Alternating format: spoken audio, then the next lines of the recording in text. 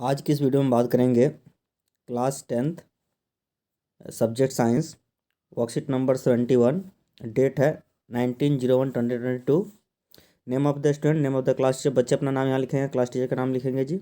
ये जो वर्कशीट है directorate of education GNCT of Delhi द्वारा रिलीज़ की गई है।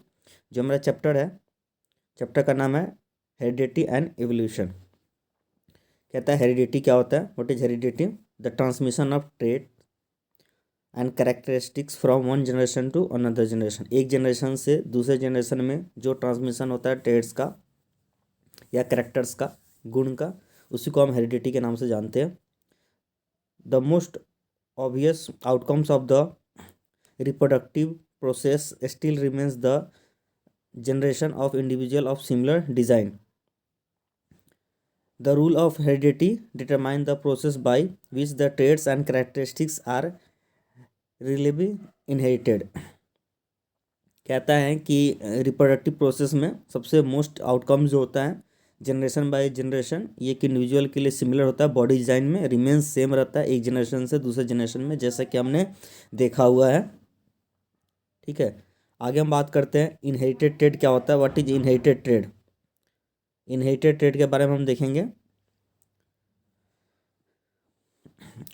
A child bears all the basic features of human beings, however it does not look exactly like its parents। जैसा कि हम जानते हैं कि एक बच्चा जो होता है, जितने भी बेसिक फीचर्स होते हैं like hands, nose, eyes, ears, body structure, सब क्या होता है अपने पेरेंट्स की तरह होता है, लेकिन एग्जैक्टली पेरेंट्स की तरह नहीं होता।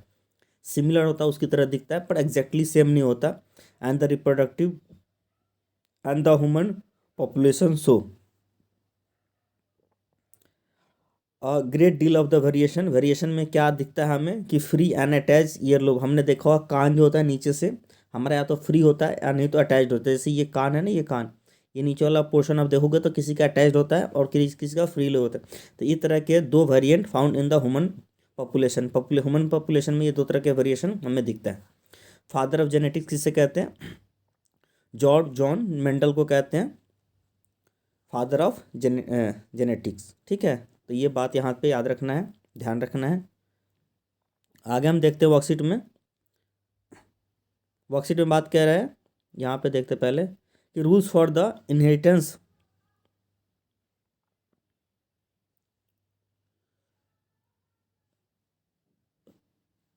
रूल्स उससे पहले ये देखते पहले reason for the choosing of garden pea plants for his work on the inheritance. क्या रीज़न है जिस रीजन की वजह से, reason for choosing garden plants, क्या कारण था गार्डन प्लांट को चूज़ किया इन्होंने अपने इनहेरिटेंस के वर्क के लिए? तो Mendel used a number of contrasting visual characters. बहुत सारे पी प्लांट्स में इन्होंने विजुअल कैरेक्टर्स देखा, कंट्रास्टिंग कैरेक्टर्स देखा इन्होंने। जो मटर होता है पी, गार्डन पी का जो साइंटिफिक नेम होता है वो पाइसम सटाइवम होता है। He choose garden pea as his experiment for the material because of, इन कारणों की वजह से इन्होंने इसको चूज किया। पहला क्या, ability of detachable contrasting traits of several characters. अलग अलग गुण को हम यहाँ से कंट्रास्ट कर सकते थे, उसकी एबिलिटी थी प्रेजेंट। शॉर्ट लाइफ स्टेम होता है, प्लांट की जो लाइफ स्पैन होता है वो बहुत कम है, छोटे समय के लिए होता है। Normally allow self pollination but cross pollination can also be carried out. इसमें जनरली क्या होता है, सेल्फ पॉलिनेशन होता है, लेकिन हम क्रॉस पॉलिनेशन भी करा सकते हैं इसका। Large number of seeds produce, इसमें बहुत large number of seeds produce हो जाता है, ज़्यादा अधिक मात्रा में, इसलिए इन्होंने इसको सेलेक्ट किया। अब rule for the inheritance of the traits and Mendel contribution. क्या रूल्स है इनहेरिटेंस का ट्रेड में, मेंडल के कंट्रीब्यूशन में, उसके बारे में जानेंगे। The rule of the inheritance of such traits in human beings are related to the fact that both the father and his mother contribute practically equal amount of genetic material to the child. जैसा कि हम सब जानते हैं और इनको rule के अनुसार भी यही बताया गया कि फादर मदर का जो होता है इक्वल कंट्रीब्यूशन होता है जेनेटिक मटेरियल का उनके चाइल्ड के कंट्रीब्यूशन में। This means that each traits can influence by both parentals and maternal DNA. ठीक है, इसीलिए क्या होता है कि यहाँ पे बताया गया है कि जितने भी ट्रेड्स होते हैं वो इन्फ्लुएंस किससे होता है, बोथ पेरेंट्स और मैटरनल ये डीएनए से। 10 for each traits there will be 2 variation in each child. इस कारण से 2 तरह के वेरिएशन हमें दिखने को मिलता है हर 2 तरह के वर्जन हमें दिखने को मिलता है हर एक चाइल्ड में ड्यू टू दिस।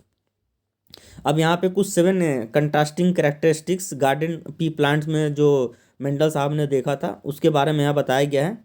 जैसे पहला कैरेक्टरिस्टिक्स की बात करते हैं 7 में से। पहला कह रहा है सीड का शेप, तो शेप किस तरह का था, राउंड हो सकता था या तो रिंकल्ड हो सकता था। दूसरा है सीड का कलर येलो या तो ग्रीन देखा था इन्होंने।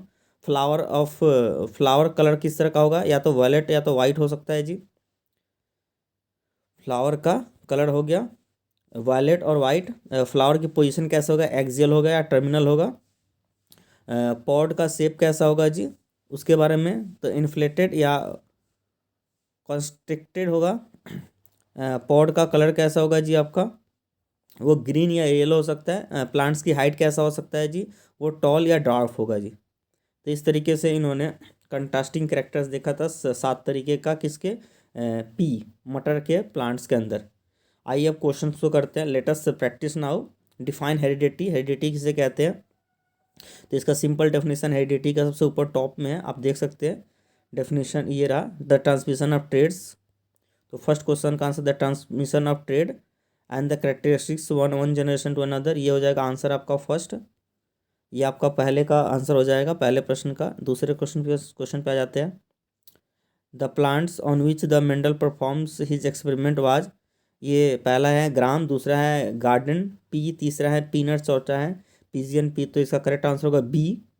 दूसरे का करेक्ट आंसर होगा B, garden pea. Second part कहता है write the scientific name of pea, मटर का साइंटिफिक नेम क्या होगा, पाइसम सटाइबम, जो यहाँ ब्लैक में लिखा हुआ आपका पाइसम सटाइबम। तो ये आंसर आपका सेकंड का बी हो जाएगा, सेकंड का सेकंड, ठीक है, Pisum सटाइबम।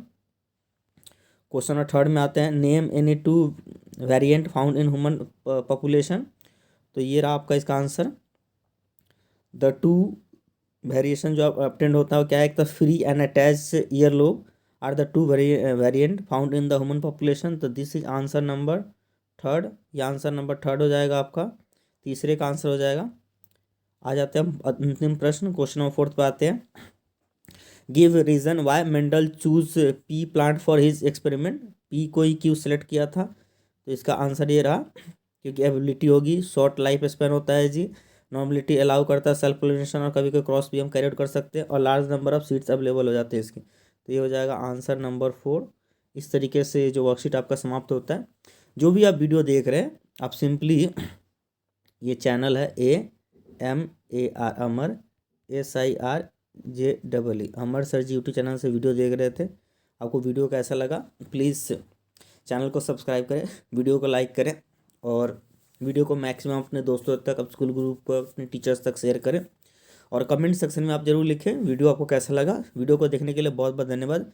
Please like share and